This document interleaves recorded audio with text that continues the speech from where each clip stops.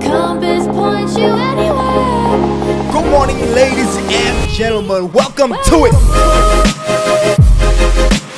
Good morning to the folks. What up to the youngins and bless up to the world. And then Tay just put your info on blast like that. It's what the people want to know, bro. My bad. Nah, bro. Ladies and gentlemen, welcome to it. It is the Morning Shake with me, your host, Xavier Hendricks, and of course, my co-host, Mr. J.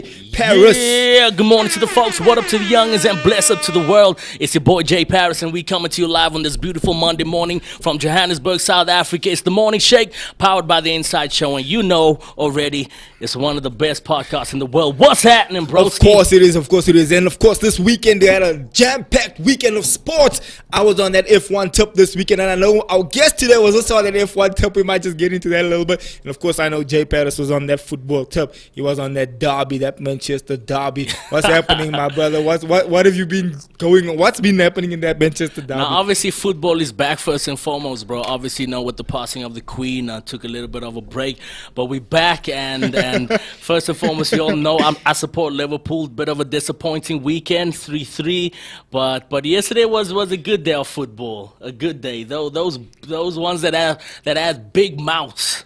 Those big mouths got shut 6-3. Ladies and gentlemen, your face. Before we get into the topic, let me introduce our guest this morning. I almost said this evening. Let me introduce our guest this morning, ladies and gentlemen. He's a man who does all sorts of things in the industry. The first time I got connected with him was in the music industry. That was before he started playing clean music. He was still rough around the edges. And then, of course, he transitioned over into the movie industry, over into the sitcom industry, and now, ladies and gentlemen, he produces for one of the biggest shows in South Africa. Ladies and gentlemen, please put your hands together for our guest this morning, Mr. Ricwa. Die lastige Ricwa. Was it Owens? Lekker, my brother. Yo, what's up, man? Happy to be here, man. Blessed to be here.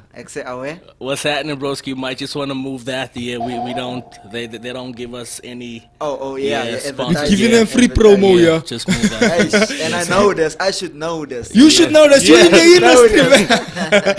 Nah, so what's been happening on your side? I was yesterday for you, bro. I know when it comes to Formula One, I'm always on the dial with you, and I'm busy bantering because he's a Verstappen fan. Of course. I'm a Lewis Hamilton fan, Yeah. and yesterday was a little bit disappointing for the both of us, actually. I think it's not the same, man. I think like we always on that top of the underdog and the giant. Like I'm on that top always, so that's how I became a Verstappen fan. You know what I'm saying?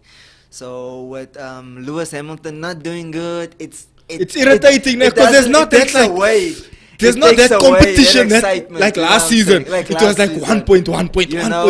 Yeah. And now it's Lewis is being disappointing all this whole season. Yeah. And we thought I thought his car was gonna be better because the qualifications he was flying. You know what I'm saying? So I thought it was gonna be much better, but I feel like Lewis and the team they had their time. I think now it's all Red Bull and Ferrari, you know what I'm saying? But let's see what's gonna happen. It's disappointing, bro, because it was nice last season when you have that banter, that back to back, that like even, you know, and even how Verstappen raced last season. It's like not the same.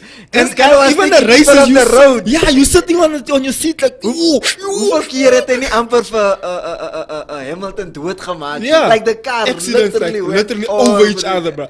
So when it's that back and forth, that's then it's exciting, man. But now if you're just now winning, it's just there's winning. like, It's you know what I'm saying.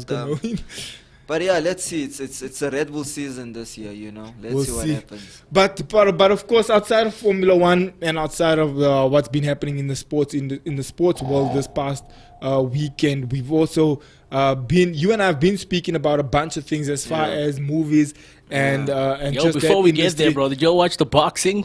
Nah, I didn't even watch Casper. that. Oh yeah. It was 2 rounds or No, 1 round, bro. I think that's sad. Yeah, bro.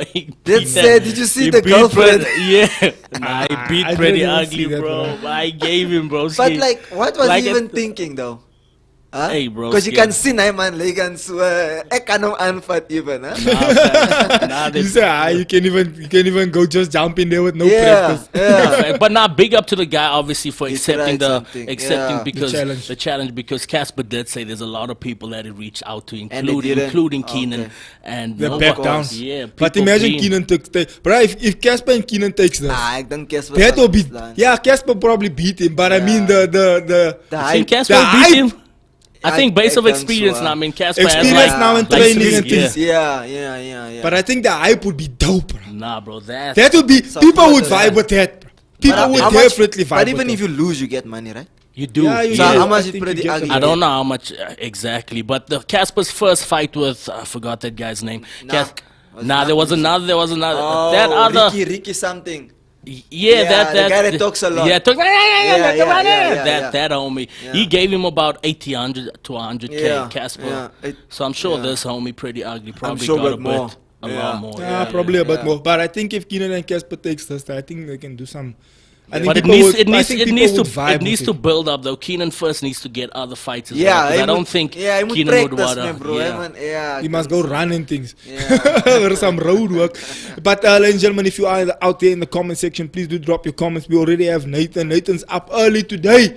Thank you, my brother. You up early today, bro. Last Yeah, he week you was- nah, came he in was halfway through the show. Nathan was having nightmares, bro. That's why he's up early. Last week you came halfway through the show, bro. What's Nathan saying there? So he's like, "What's up? Hammy will make a comeback, and others couldn't even. Ah, come on, bro. Couldn't even beat Brighton. My day was Brighton up yesterday, bro. When you lost, Ricwa, hit us up with the freestyle. That's what he said. Yeah, start the freestyle there, bro. Ek rap hier nie. Why not, bro? Yeah, I took a time out from that, man. You know. You are not haters. Yeah, I took a time out from that. Nah, man, my you Jesus, know. give us a I'm now freestyle. behind the camera, Off the man. dome. Off the Aight, dome. Next time on. Nah, but you this whole thing started. I drove through Enadale. I think I was preaching in Enadale or something, and you gave me a CD through the window, and you were still hustling, bro. Seriously.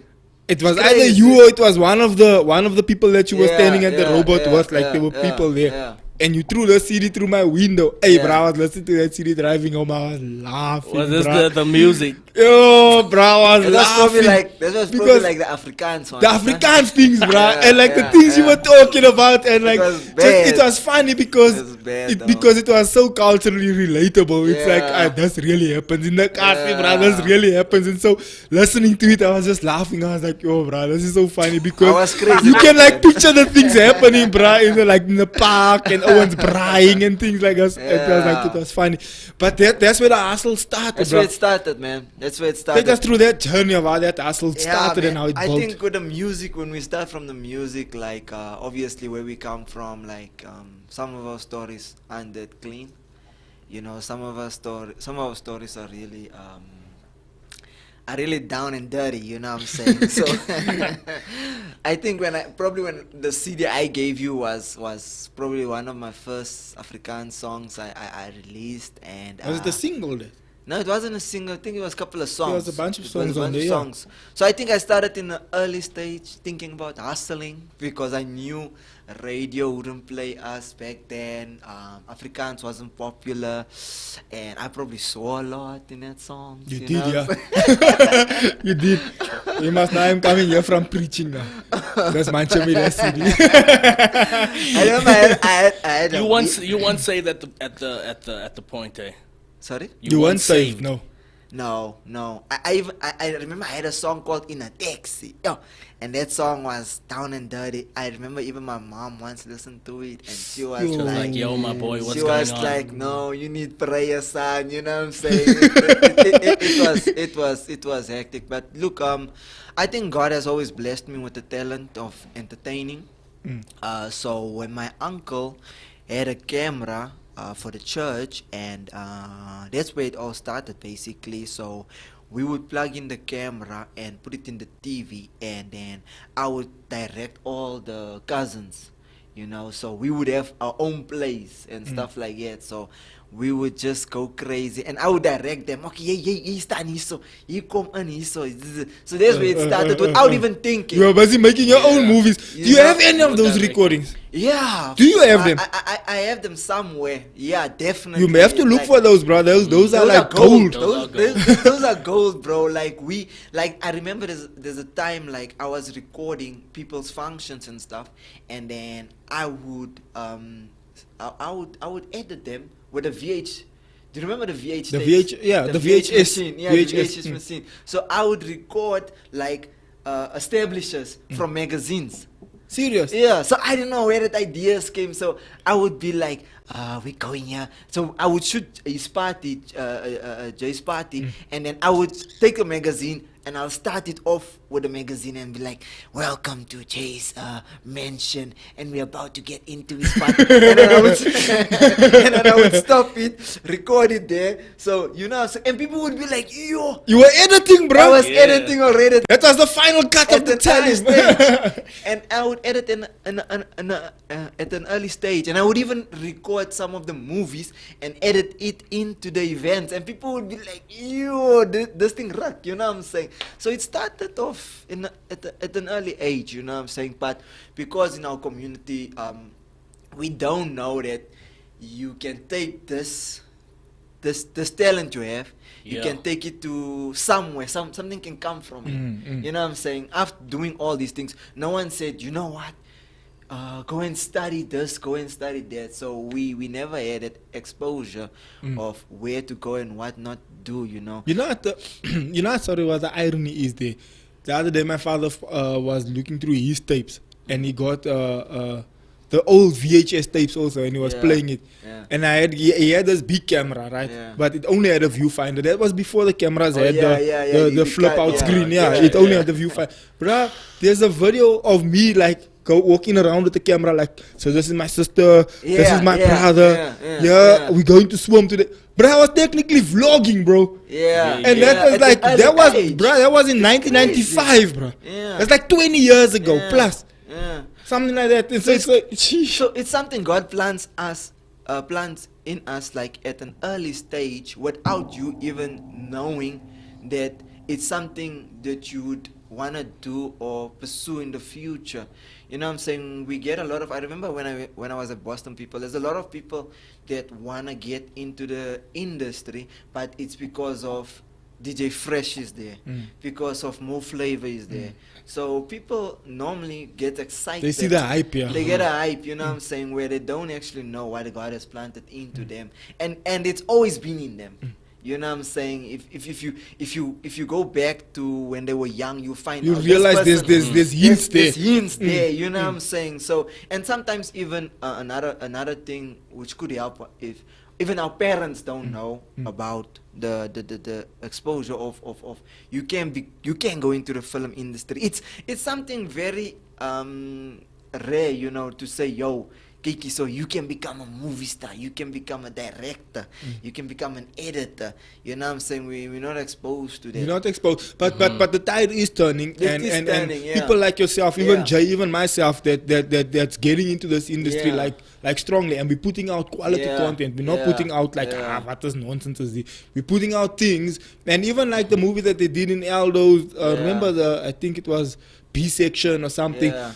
You see, it was rough around the edges, but you could see that the talent is there, the ideas are there, the concept is there. There's like a vibe there, like and remember that was when we were bootlegging DVDs, which was part of the hustle. It's like, I take this thing, go and copy it, show your friends, whatever, just let it go around, bro. I don't even care if I'm not making money from it. The point is now just for people to see it and to you catch can the do vibe. it. Yeah, You can do it. Yeah, bro. can. Getting back on the journey side, obviously now you from a young age you were nurturing the talent of production as well as the music. When did things start, you know, really taking off, or when did you make that decision to say, you know what, regardless of whatever, I want to go into this industry? Yeah.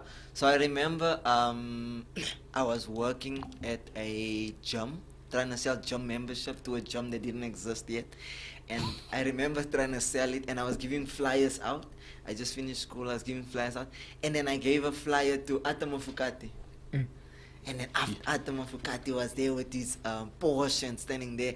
And then I was like giving this flyer out to him. And he looked at the flyer. And he looked at me. And he was like, nah, son, you got bigger things for you. And I was like, oh, that hits me when he said that. You know what I'm saying? He's like, nah, you got talent somewhere. And he didn't even know me at Mafukati. Yeah, you know what I'm saying? I was like the You way know you're what I'm saying? presenting the. Yeah, so he's like, nah. And then from that day, I was like, nope. You know, I went home. I was like, Mom, you know what? I want to get into the TV industry. You know what I'm saying? And she's like, oh, okay, cool. Okay, obviously finances wasn't there. So I was like, nah, let's get a student loan. So my mom says, nah, let's get a student loan. So we got a student loan for me to go to Boston Media House. And I think there's where it started kicking off, you know. First year, I was, I got a job first year. And they loved me. And second year, I dropped out at second year at Boston Media House. Started working for a dope company. That's where I started doing Big Brother reality shows. Did a couple of reality shows, and started doing things on my side, on the side. You know what I'm saying? But while I was doing that, that's how also I still doing the music thing. You know. And yeah, man, that was an awesome journey for me doing reality shows. Then I got an opportunity at Skimsam. I started there as an assistant editor. What year is that we're looking at? This is like 7-8 years ago. This is 7-8 years ago. 7 years ago. Yeah. So I got opportunity to go to Skimsam, but as an assistant editor. But I was already an editor on reality shows, you know. And then yeah. What project? What do you used to edit?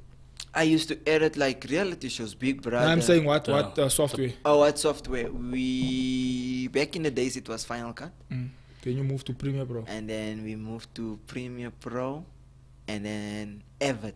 Avid was like the giant in the industry. I remember. You know, Avid, if you have Avid, that means you're working on big projects. Because yeah, it could just hold, you know, all these footage, you know. So yeah, I went I think when I went to Skimsam, because I remember I was in the interview and the lady there was like saying, she looked at my CV and she's like, nah, you're not gonna last you long, like you've been doing such big projects already. And I was like, nah man, let me try it out. I've never done a drama. What was your mindset behind it? For the exposure or for the connections? Was to have a job, son. It's like, I'm just trying to get this bag. Yeah, because in our industry, it's you don't have like, it's mostly freelance vibes, you know. It's not something that you'll say like, yo, I can buy myself a house, I can buy myself a car. It doesn't have like a permanent kind of setup, you know. It especially in South Africa, it's always driven based on like 3 months, 6 months, you know. It's only when you get into the soapy world. The soapy world is is the giants in the TV industry, you know, not even film. You can do a movie now and be broke for the next 3 years, you know. So when I got into the soapy world, like obviously with Skimsam, I didn't think I was gonna be there for long because I was already a senior editor, and now I have to become a junior editor at Skimsam. But you know, I just followed through, and yeah, and years later, I became the executive producer. Saw how I was cutting promos.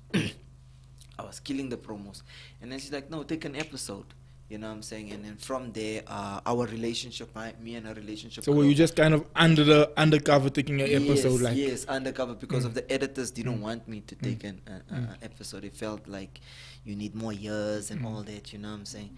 So she gave me an episode, I edited it, she loves it, and she's like, nah, from now on you'll take on like the 7th episode, because what happens in drama world, we do 6 episodes a week.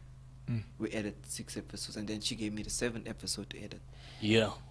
And then yeah, I grew, and then there was a fallout between the editors, and that's how I became an editor.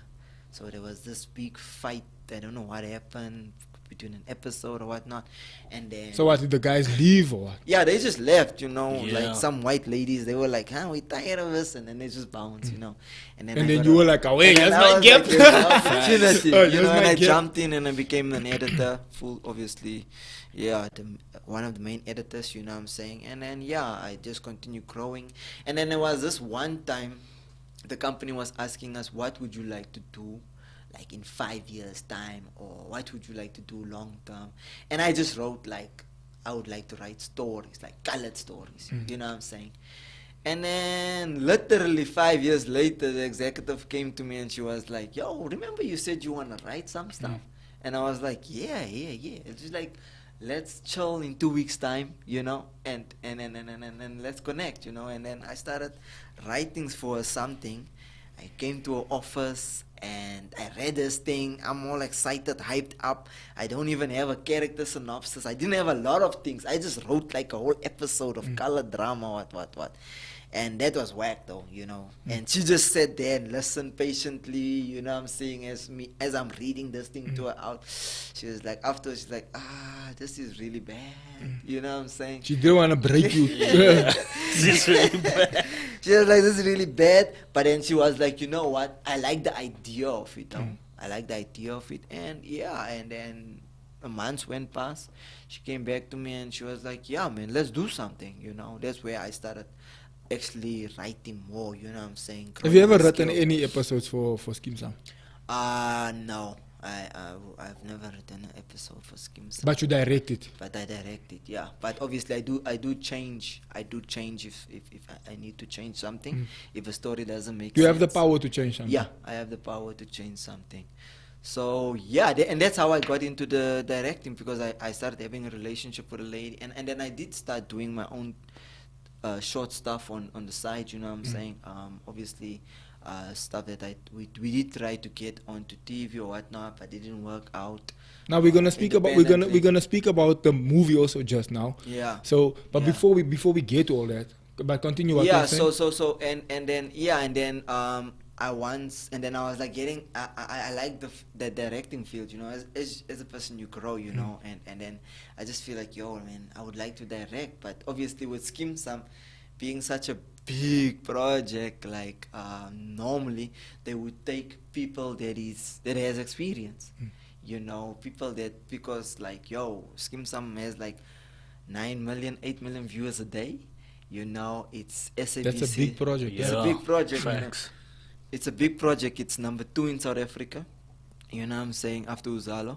It's number 2 in South Africa. So for them to take a director, it needs to be someone that has experience, someone that knows actors, someone that knows crew, someone that knows story, you know what I'm saying. So anyway, so I was like, yo, I'd definitely like to direct, you know. So what I said, okay, cool, I'd like to shadow a director, but Just to obviously- see the vibe. Yeah. just to see the vibe. But obviously, I'm like one of the main editors, you know what I'm saying. So how would that happen? So I sacrificed my Mondays. I remember going and I sacrificed, and I told her, you know, I'll sacrifice my Mondays and I'll come and work on weekends, the editing, you know, so I can get down there and see what the guys do. you Shadow know, the directors, shadow yeah. the directors, and I think in the 1 month that I was shadowing, I made some awesome friends with one of the guys. Shout out to Lloyd. Made a good guy, and then he actually gave me an episode. He's like, dog, you got talent, man, talent, you know. So I'm gonna be here. Yeah. Let Yeah. me And then- leave this one in your hands and see what you can do. So with it. he's like, he just left it into my hands. He's like, I'm gonna give you this episode, direct it, and then yeah. What exactly does the director do? So a director gets a script, and then he plots. He plots the scene. Like, so he'll plot the scene. He'll be like, this is the story. Where's the story coming from? Obviously, firstly, you need to read the stories, and you need to read other directors' blocks. A block consists out of 6 to 7 episodes. So we 5 directors at Skim Sam, but then we have 1 director that's only doing locations, and then the other 4 is studio directors. Do you shoot in studios? So or we shoot studio and location. Yeah, so studio can be very challenging, even though we can do over 20 scenes a day. Because it's more controlled. Everything is there. The equipment is set up. Everything is set up, you know. So it's basically The lights are all there. Everything. yeah. So what happens basically? I plot, or I firstly read all the other directors' episodes block, and then I start plotting my scene, how I'm gonna get the people to move from left to right. You know what I'm saying? I'm gonna and obviously just I have to justify why am I moving the person. You know, you have to tell the story. You know, story is king. We always say story is king more than the technical part. The technical part, we don't really care. It's awesome to have a technical part, to have a camera move, but the main focus of directing is the story. Get the story right. Doesn't matter how awesome your camera work can be. Get the essence, the performance of the story and the continuity right. You know. So that it flows. Yeah, yeah. Imagine Xavier comes today and he's speaking in an Indian accent. You know, and tomorrow is somewhere in a or he dresses, you know, in a skirt or whatever. It's out of continuity. You know, it's not something you would do. So we have to know the continuity of, because it's a soapy. Remember, people change, but they don't change that much. There must be a reason why they change. It's either they were in an accident or they were emotionally abused in the story. So people don't just change. So you can't come. So if someone breaks their arm or something and they come with a cast, and it's like, oh, even sitting arrangements, even sitting arrangements, the father's always close to the door.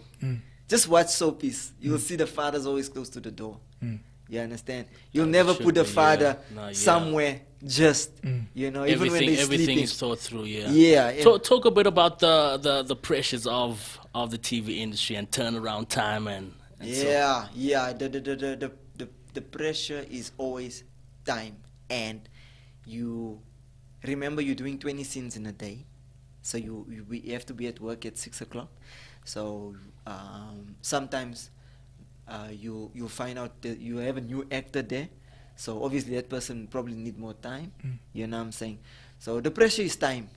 The pressure is time. Sometimes we don't have enough time to invest in an actor too much or to invest in a scene. Sometimes we'll try and get the best out of the scene, and obviously we're not, we just have to let it go.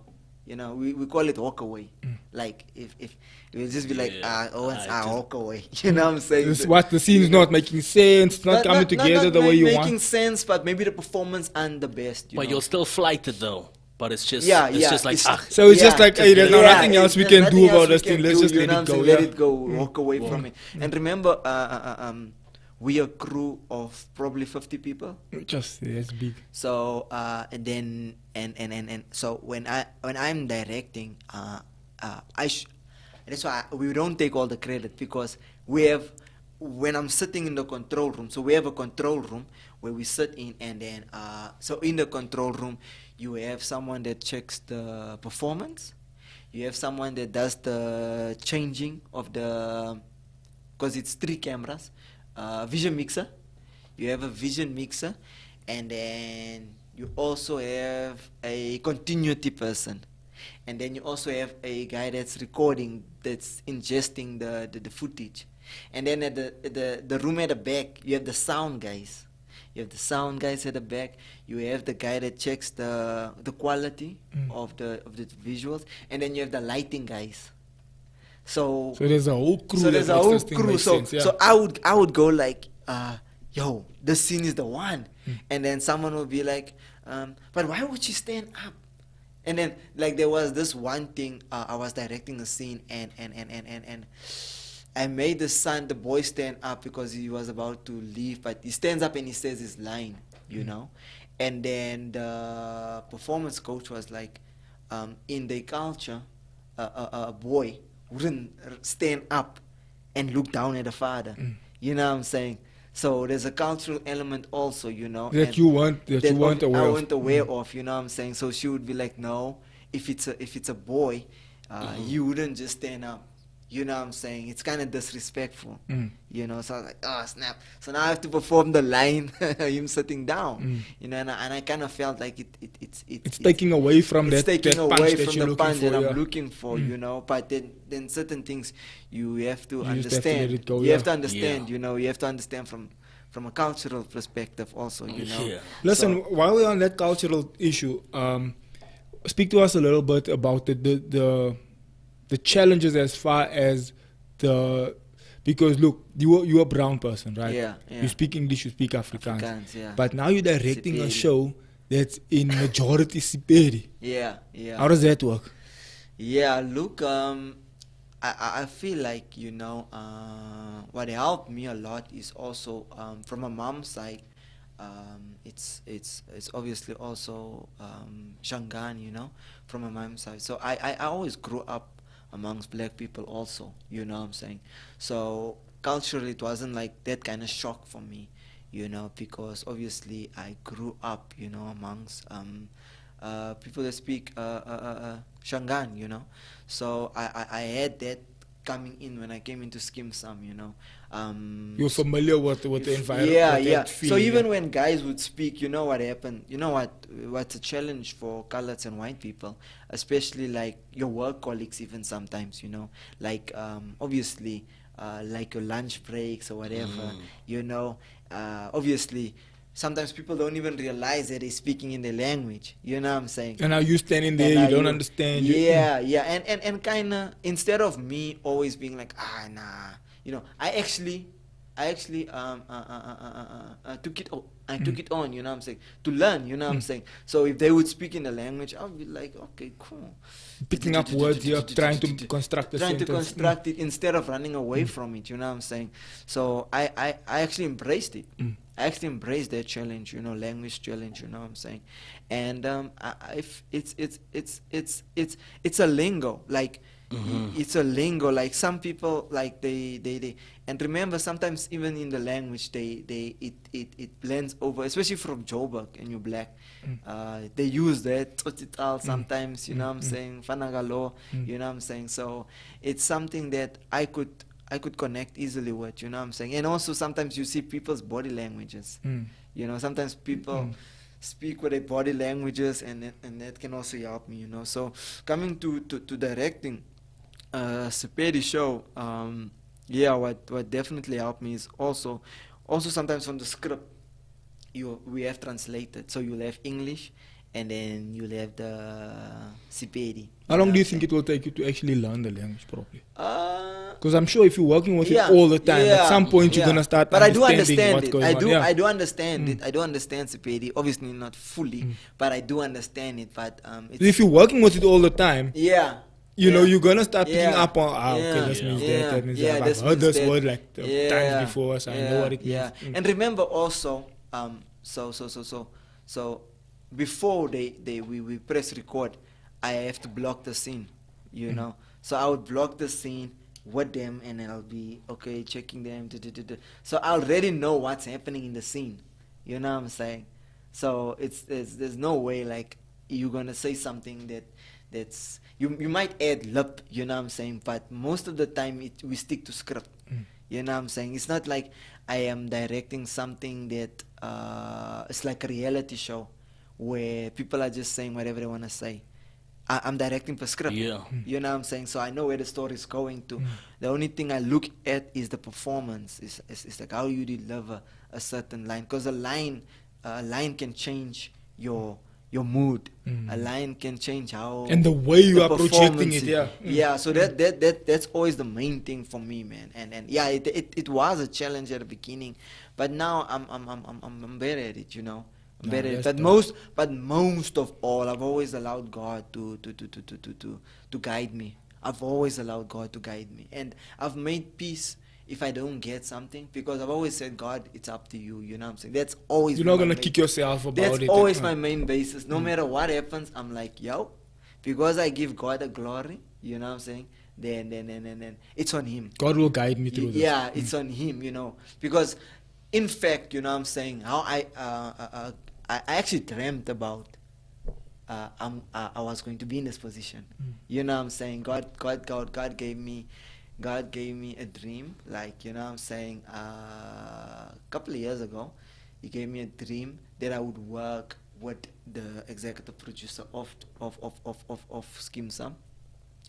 He gave me like a 6-year kind of dream, and then he gave me another dream, another 3 years. The first 6 years was obviously me as a editor, and in fact that's how it was. Like after the 6 years, I became a director. You know what I'm saying? And then he gave me a 3-year dream as a director.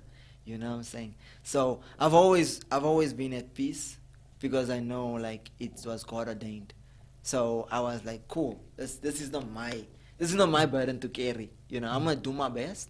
And wherever God leads whatever whatever happens from there, I'm gonna It's in sleep God's at hand. night, bro. Yeah. Because you know, as directors, bro, like I remember one of the guys tell me, hey, you're gonna start smoking now. The stress here is hectic. You know what I'm saying? But I was like, nah, not really, because it's not up to me. You know what I'm saying? I'm not working from my own strength. Yeah, I'm not here. working for my own strength because people were telling me, yo, the actors are not gonna accept you. You know what I'm saying? This is not. But gonna did you happen. find some resistance with it? Not even, bro. Not even. Serious? People were vibing with In it? fact, when I just started directing, like, they would come to me and they would be like, yo. They like you. You know what I'm saying? They would like me. And I'm immediately, like, people were embracing me, especially the crew. The crew immediately got it. They get excited when I come. Yeah, but that's also your approach. You see now, here's the thing, Yeah. Jay. Your approach, like you see, the thing is that when I'm having an interview like this, I'm always listening to what you're saying because I preach, right? So I'm Yeah. always just listening to things from a Preachers. mindset of like I'm extrapolating information.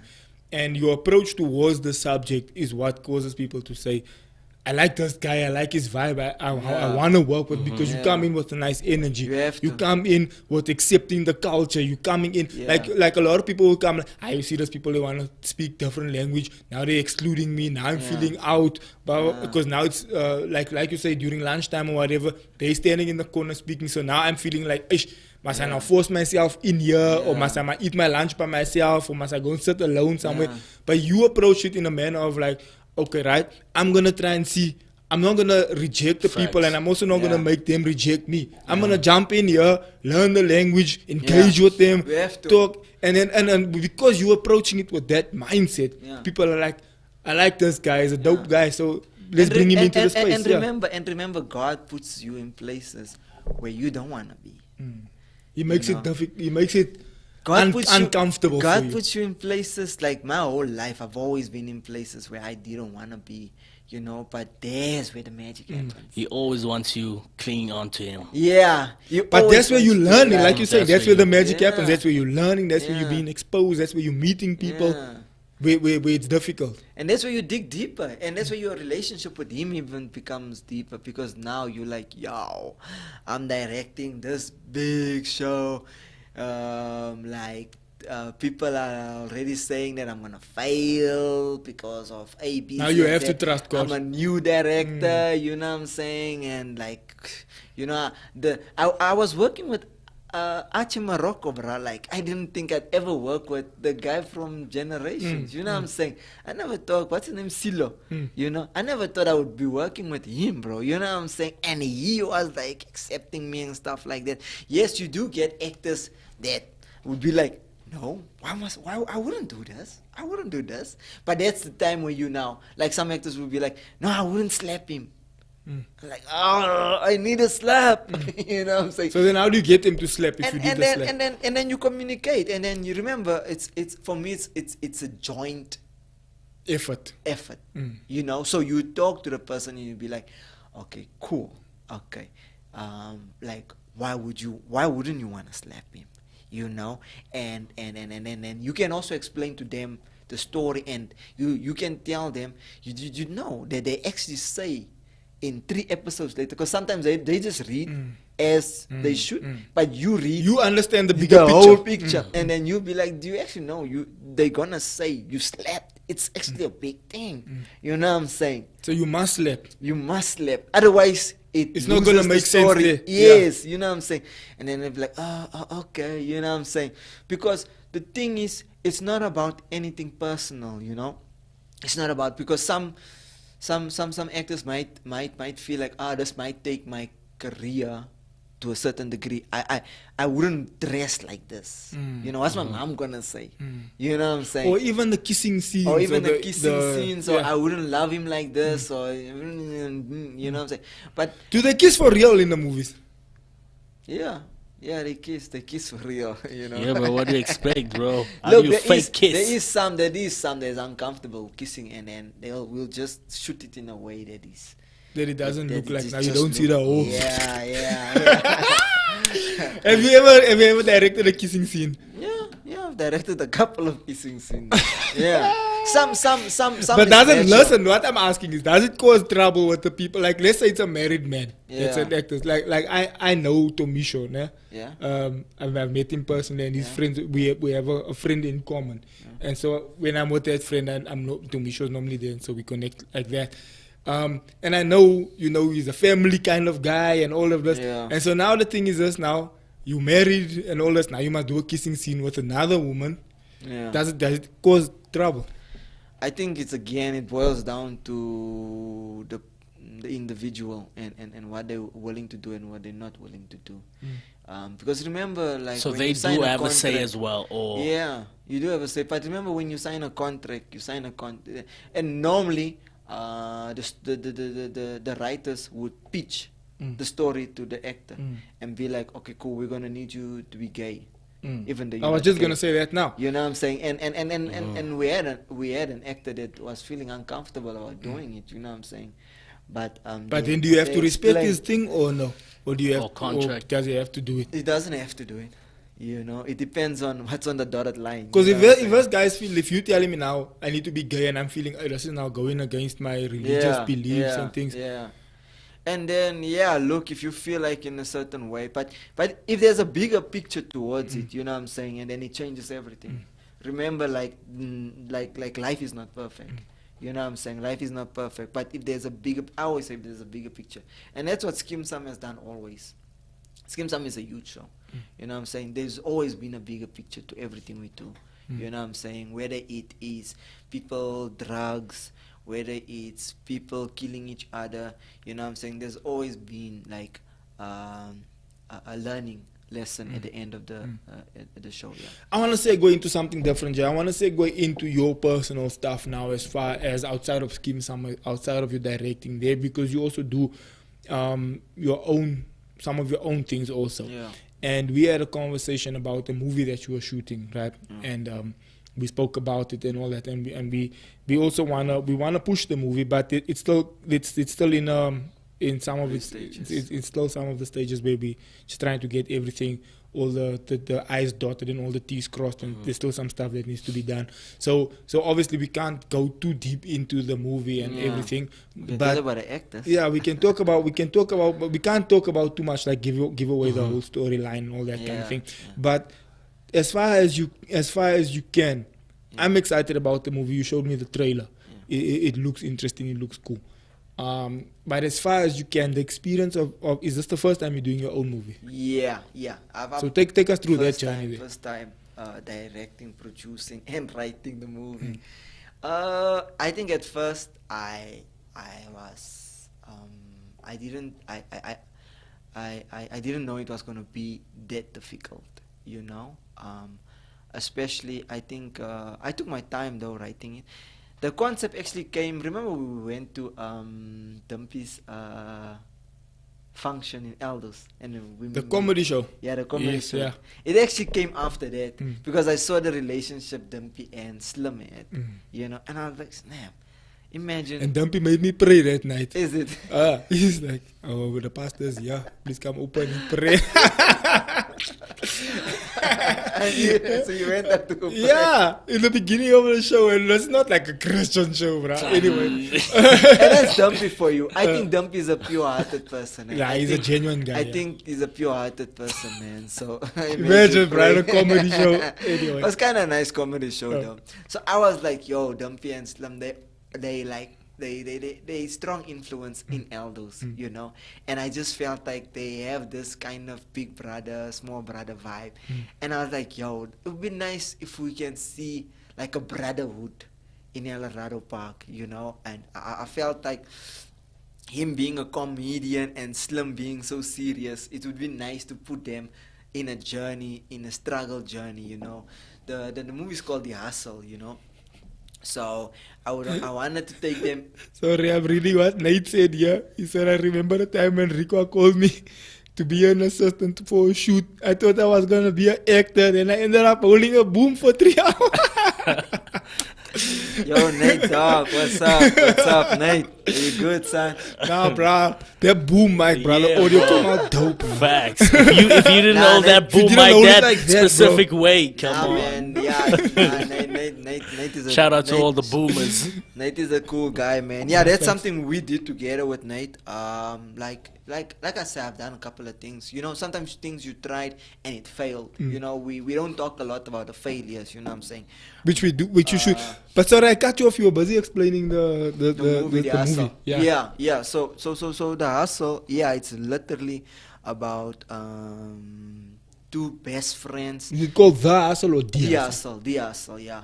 Going through, we take them through. They kinda starting the first Chisanyama in El Dorado Park. You know what I'm saying? So we give them like this platform where they are trying to do something awesome in El Dorado Park, but they meet shady people. They go through shady things. You know what I'm saying? They go through all this journey. They go through this journey, you know what I'm saying? And Slum's mom is going through cancer. Dumpy's kicking off his comedy show, and Dumpy falls in love with this church girl, and they meet this Indian guy from Durban called Raja. Raja comes to Eldos, you know what I'm saying, and he's got this awesome idea to make money, and the idea is by robbing churches. You know what I'm saying? So they go into this idea to robbing, but the boys don't want to get involved in robbing churches, but then he explains to them it's corrupt churches. You know, they're not stealing from the good churches. From the good churches, you know, for now, and they're stealing from corrupt churches. So they make like money. But in this whole process, they get scammed also, and they have this one big gig to do, and unfortunately, Dumpies fell in love with this church girl, the big church that they have to rob, you know what I'm saying? But Slim's mom is dying of cancer and she needs this cash, you know what I'm saying? So they're in a catch-21, and the Raja guy, this Charo Putting guy, pressure also. is putting pressure on. So I'm not gonna tell what happens from there though. But yeah, it gets crazy, you know. We have the whole colored vibe happening, but with that happening also, we have these just awesome two boys that's going through a journey, through struggle, and also showcasing El Dorado Park in that same light. You know what I'm saying? Showing the food, the clothes, the people. You know what I'm saying? So yeah. How do you play out the church robbery scenes?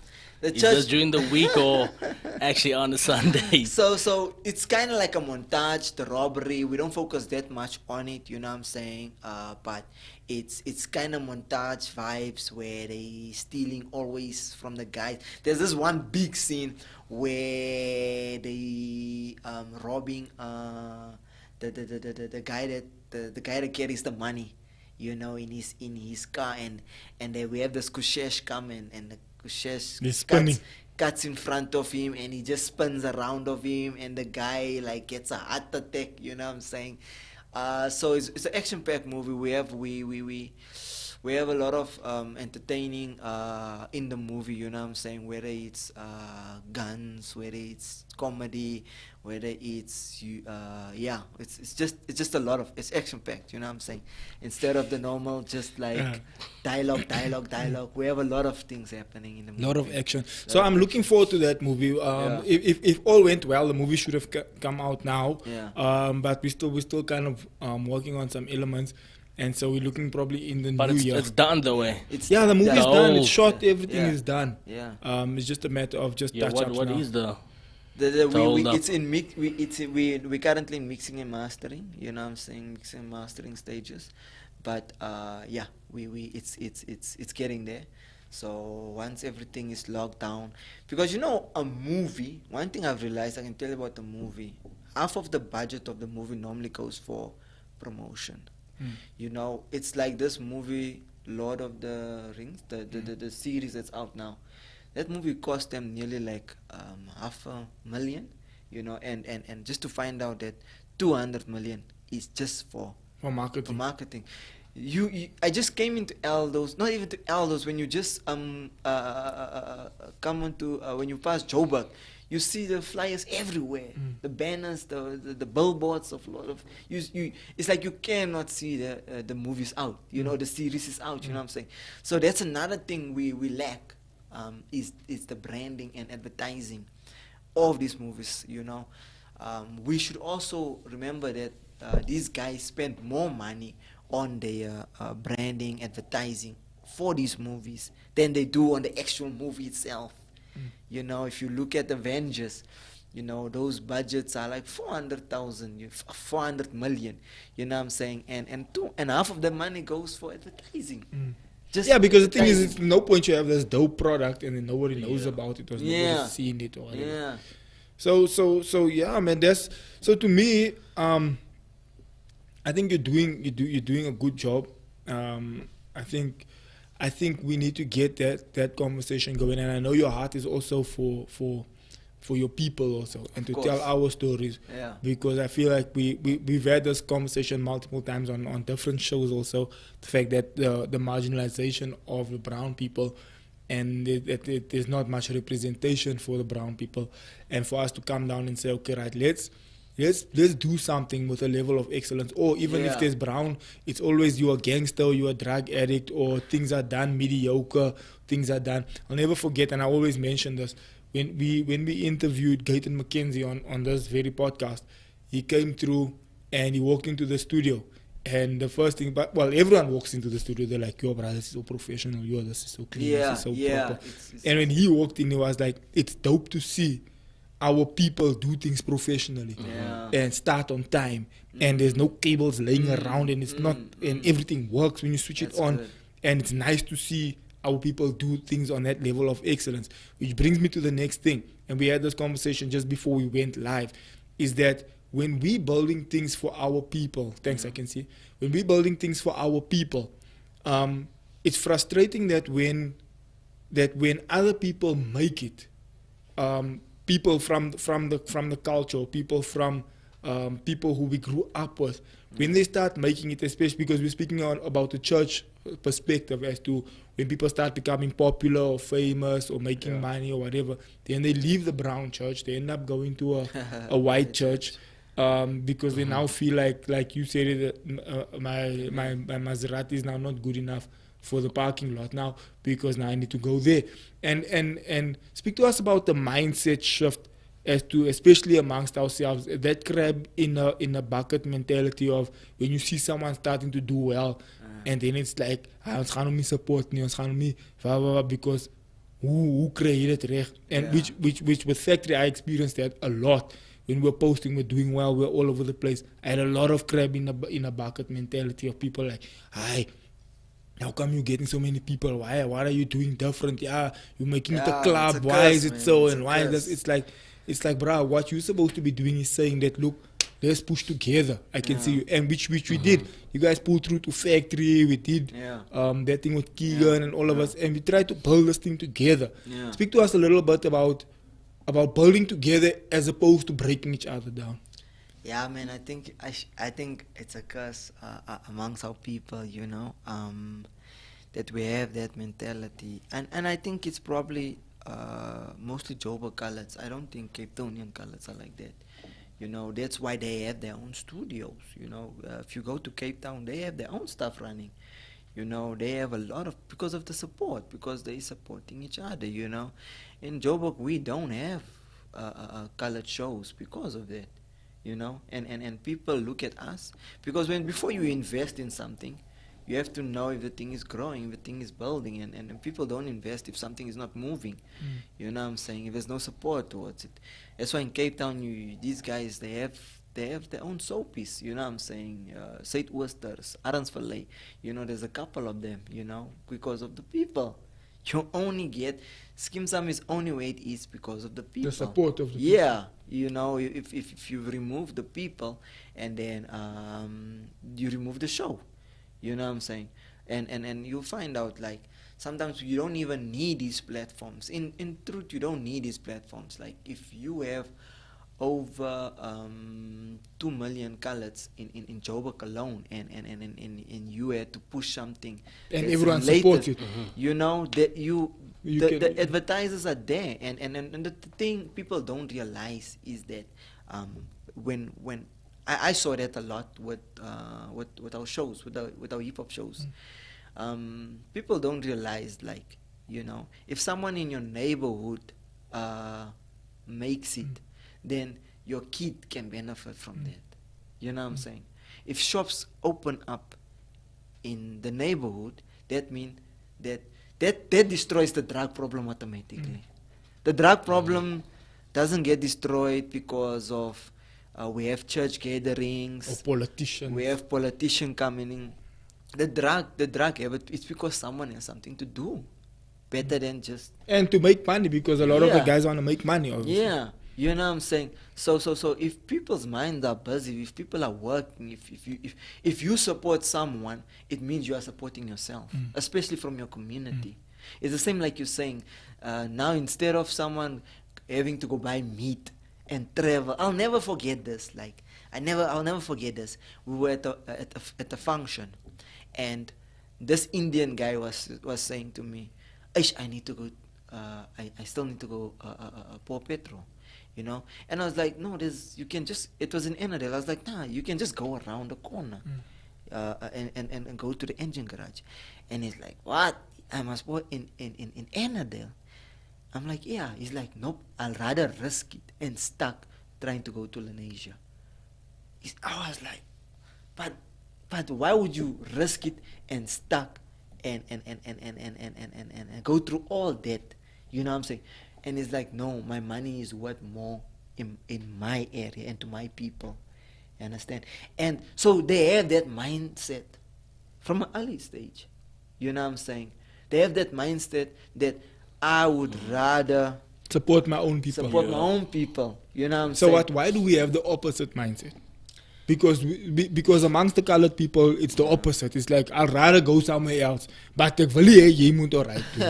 And it's frustrating. No, I'm serious. Yeah. It's very irritating. I've experienced it multiple times. It's extremely irritating, especially when you start rising to a position of notoriety.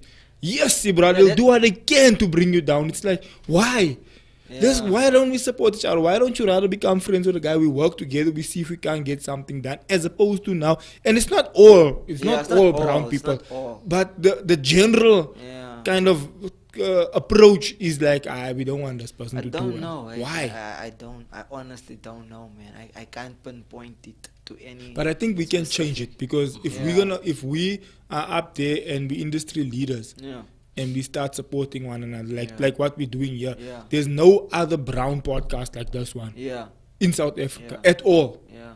which means in the world. Yeah. There's no podcast like this. The biggest podcast now, we got MacG, Yeah. which is, and he's not representing the brown story at all. Yeah. So there's no podcast doing what we're doing, and there's nobody doing what you're doing on the level that you're doing. There are other guys doing it, but they're not doing it on that level. And the experience that you're now getting by working at these professional Yeah. institutions, you're building up experience that's giving you an edge in the market to say that, nah, I know this. What's And I feel opinion. like if we start telling amazing stories, I think little by little, I think like everything in life, you know, people will adapt to it and people will find more interest into it. You know, I think we have a new generation that want to hear about where they're from. You know, we have people a new generation that is interested because they've seen, like they've seen that they need to participate, they need to be a part of what's happening around them. It's very important, you know. So I think also like just and sometimes we shouldn't maybe also just try and do things for a certain group or race.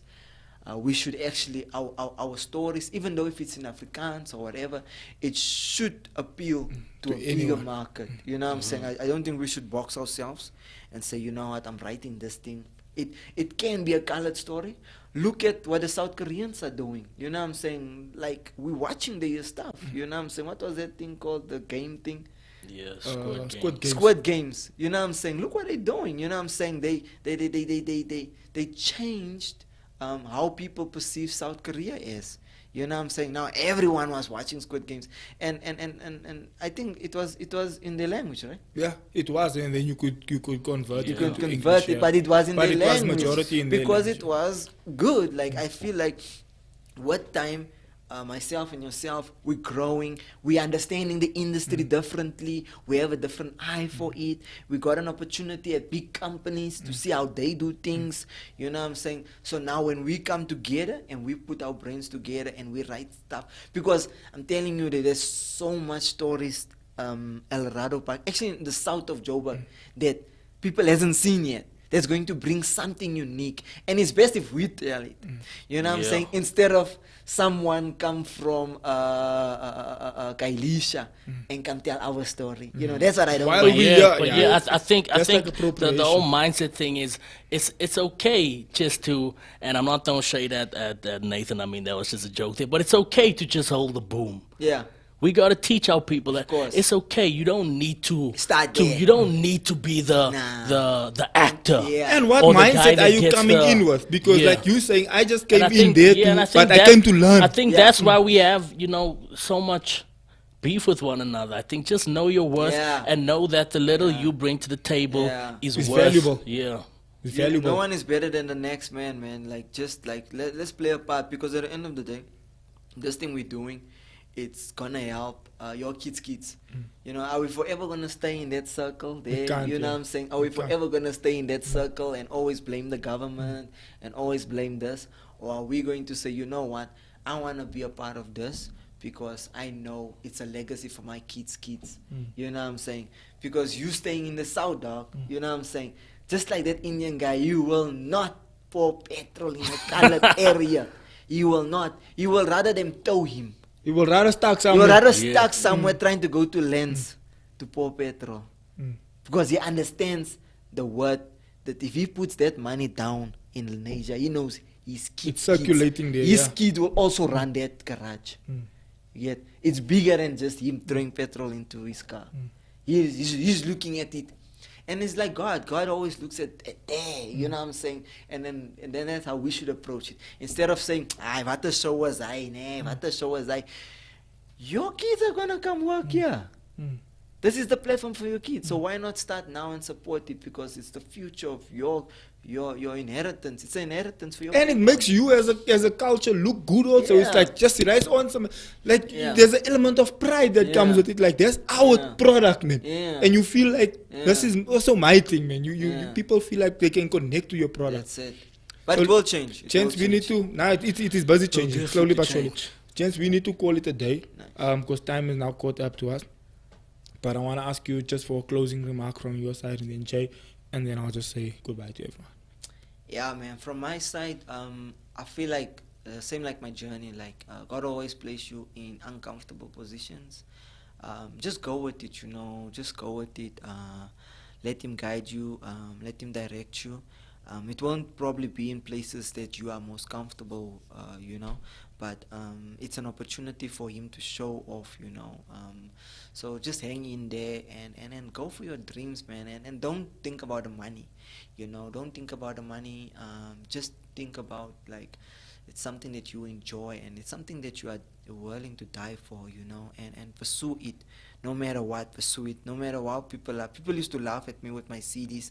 I used to laugh at me when I gave him my CD. Who's That's Jamie? funny. Who's Jamie and Amy? You know, the guys used to laugh at me, you know, but you know what I'm saying, just continue doing what God has put in you, man, and just go for it. Doesn't matter who says what. Be consistent and then respect what you do. Respect it, you know. Go all out, man. Bring the quality, man. Yeah, that's it from me. Thanks, No, guys. that's Thanks, dope. guys. That's dope. Bro, I want you to give us a bit of a time frame though, bro, because I'm really keen on checking the movie out, and I hope I'm gonna get an invitation to the premiere. most Please, def. broski. Most def. Send that email, broski. But yeah, just a bit of time frame. Put yourself under pressure, bro. Of course.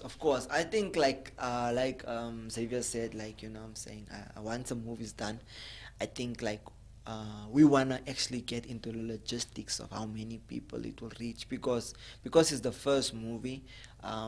For me, it's not about money, as you know, bro. It can't be about money, but it's about how many people it can reach, and the main thing for this movie would be to do more movies.